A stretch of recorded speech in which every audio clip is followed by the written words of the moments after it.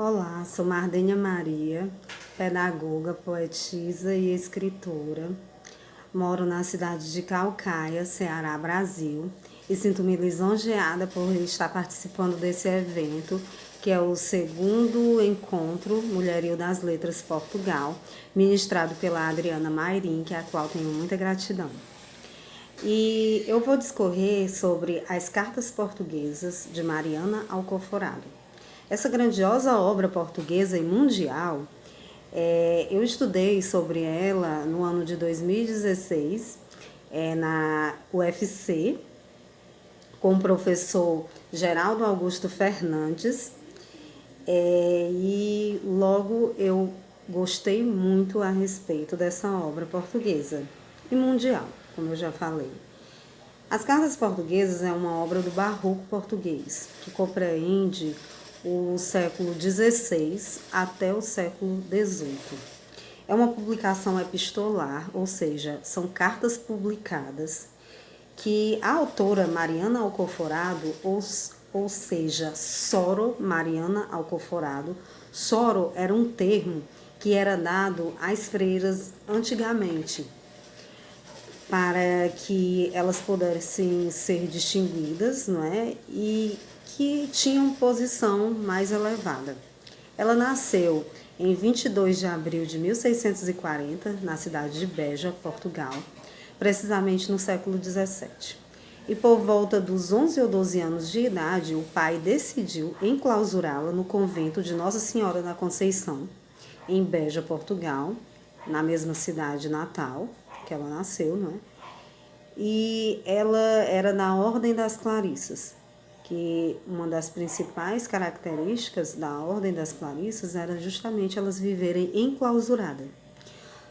Logo, nesse contexto, podemos perceber a vulnerabilidade da mulher nesses séculos passados, em que ela não poderia optar em decidir a sua própria vida, por logo muito nova, ser enclausurada no mosteiro, mesmo sem manifestar nenhuma vocação por tal decisão tomada pelo próprio pai.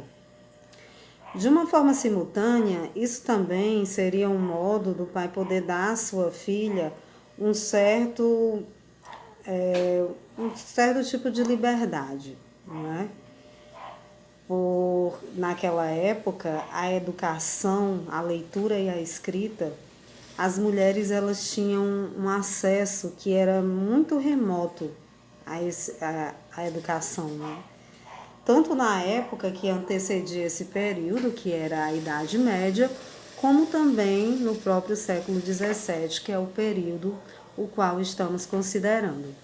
Pois os mosteiros eles eram locais que tinham grandes bibliotecas, né?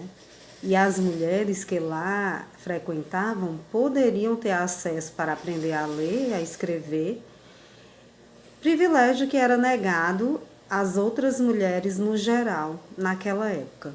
Então, lá de uma certa forma, ela poderia ter voz, não é?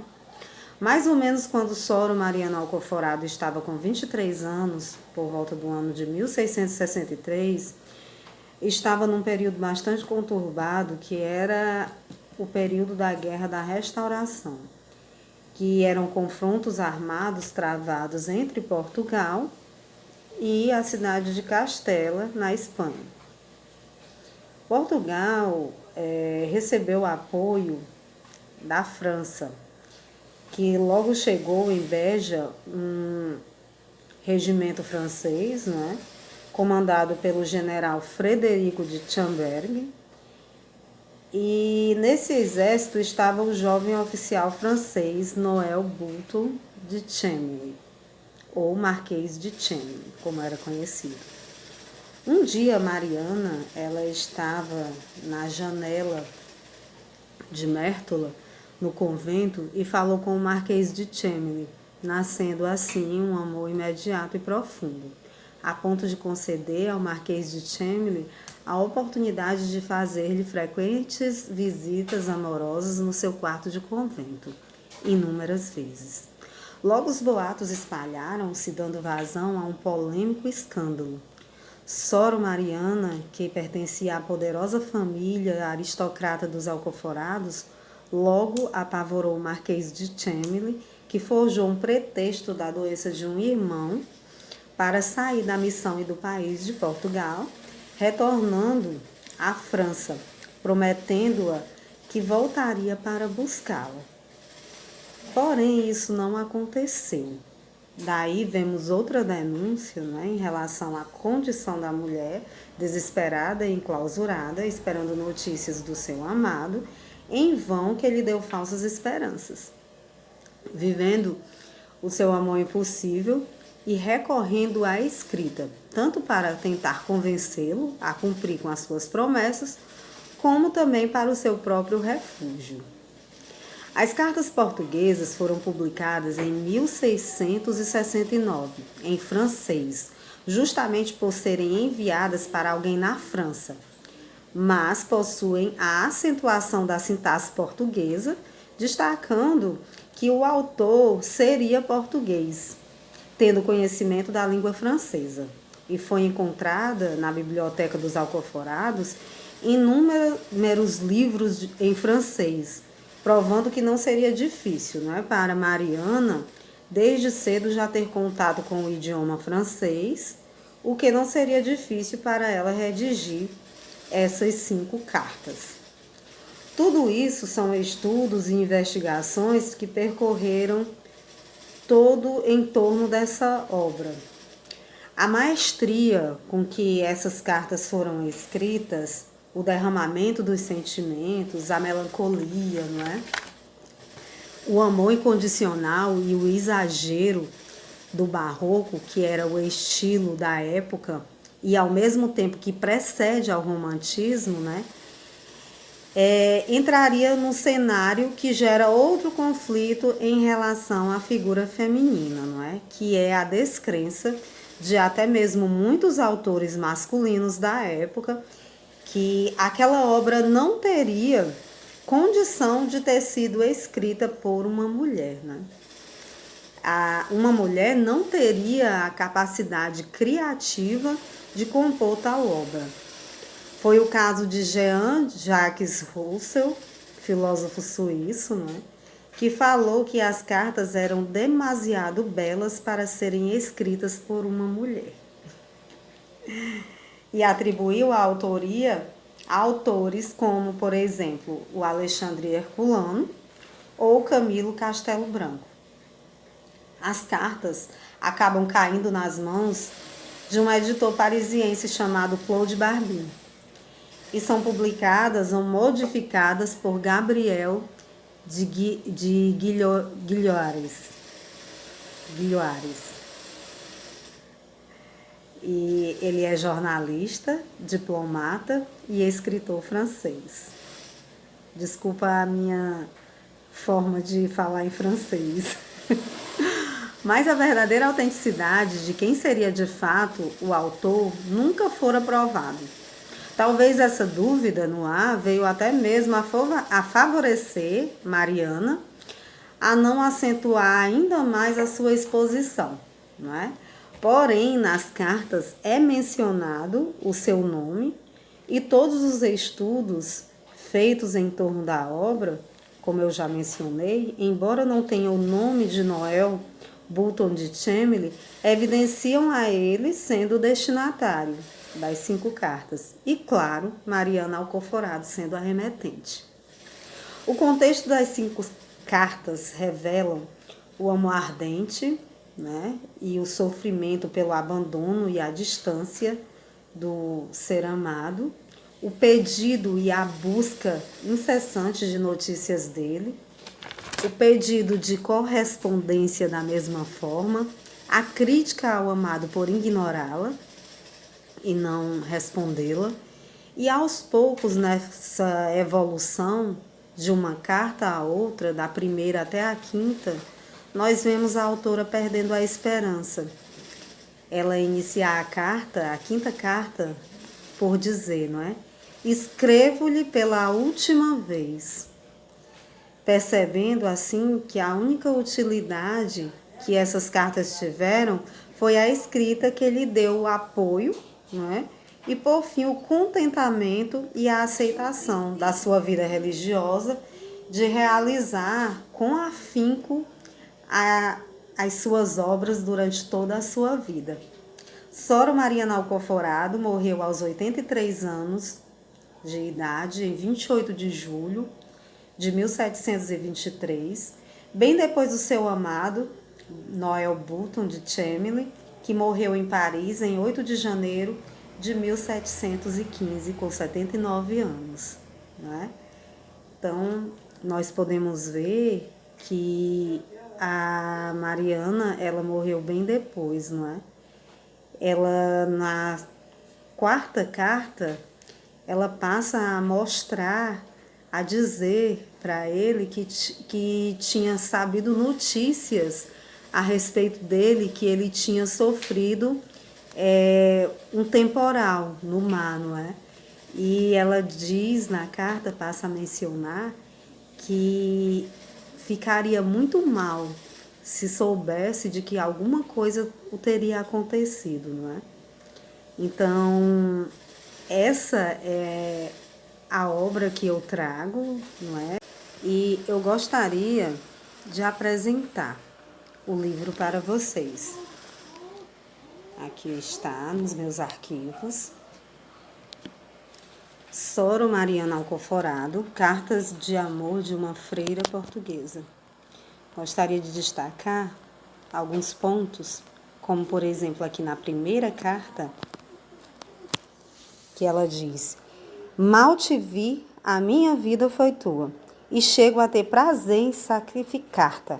1000 vezes ao dia os meus suspiros vão ao teu encontro, procuram-te por toda a parte, e em troca de tanto desassossego, só me trazem sinais da minha má sorte, que cruelmente não me consente qualquer engano, e me diz a todo momento: cessa, pobre Mariana, cessa de te modificar em vão e de procurar um amante que não voltarás a ver, que atravessou mares para te fugir, que está em França, rodeado de prazeres, que não pensa um só instante nas tuas mágoas, que dispensa todo este arrebatamento e nem sequer sabe agradecer. Então, nós passamos a ver aí o exagero do barroco, não é?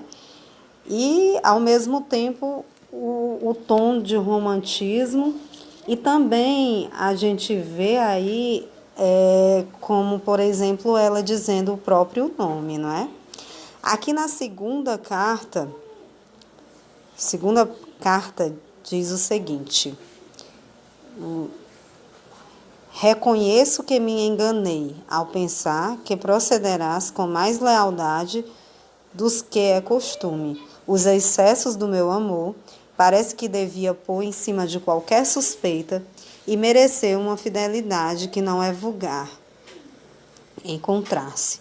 Mas a tua disposição para me atraiçoar triunfou, afinal, sobre a justiça que devias a tudo quanto fiz por ti. Não deixaria de ser infeliz se soubesse que só ao meu amor ganharas amor. Pois tudo que quisera dever unicamente à tua inclinação por mim, mas estou tão longe de tal estado que lá vão 6 meses sem receber uma única carta tua. Então, aqui nós podemos perceber a crítica que ela faz ao seu amado por não cumprir as suas promessas. Na terceira carta, podemos notar o seguinte: não sei o que sou, nem o que faço, nem o que quero. Estou despedaçada por 1000 sentimentos contrários. Pode imaginar-se estado tão deplorável?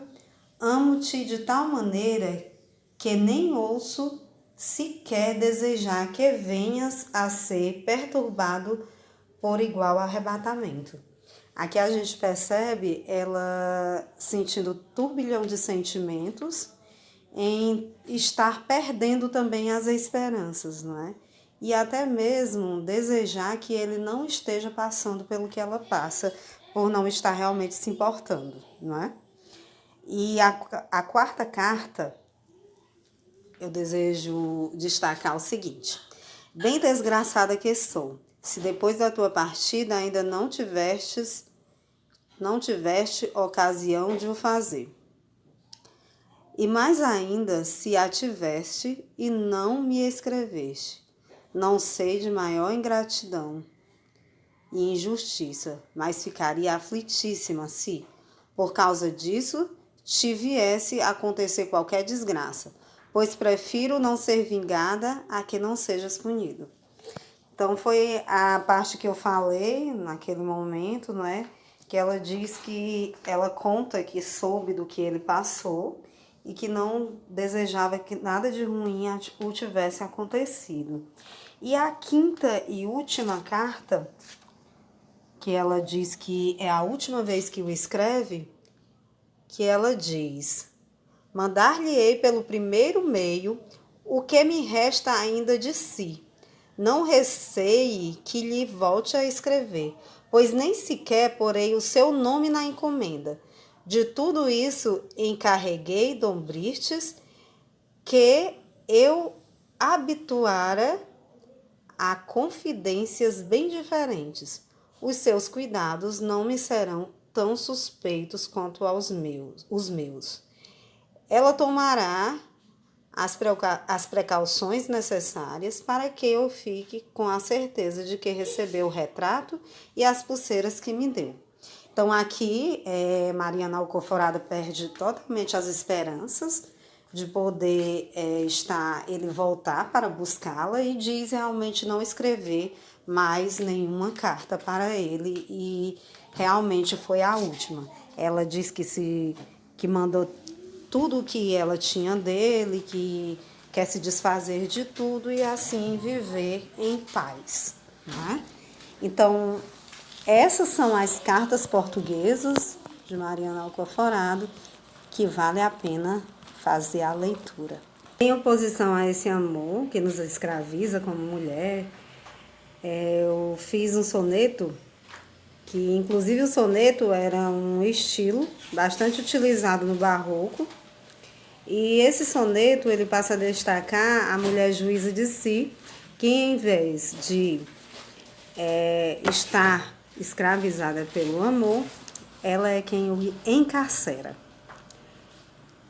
Gostaria de ler aqui. O teu amor é encarcerado no meu corpo. Teu amor é um maldito meliante. Eu julguei e condenei esse desgraçado. Mas a pena foi estar encarcerado no meu corpo em estado angustiante. Vou domar o bandido arrogante. Não fará mais delitos delicados ao meu pobre coração abusado por ardilosos atos agravantes. Vou prendê-lo em minhas mãos de verdade. Se o meu coração de novo atacar, fará lesão corporal de saudade. Roubará a paz que ele me dá. Vai violentá-lo sem piedade. Depois de solidão, o assassinará. Mardenha Maria. Esse soneto está no meu livro Nó Poético, que está presente na Amazon.com. E aqui ficam os meus sinceros agradecimentos novamente. O meu muito obrigada.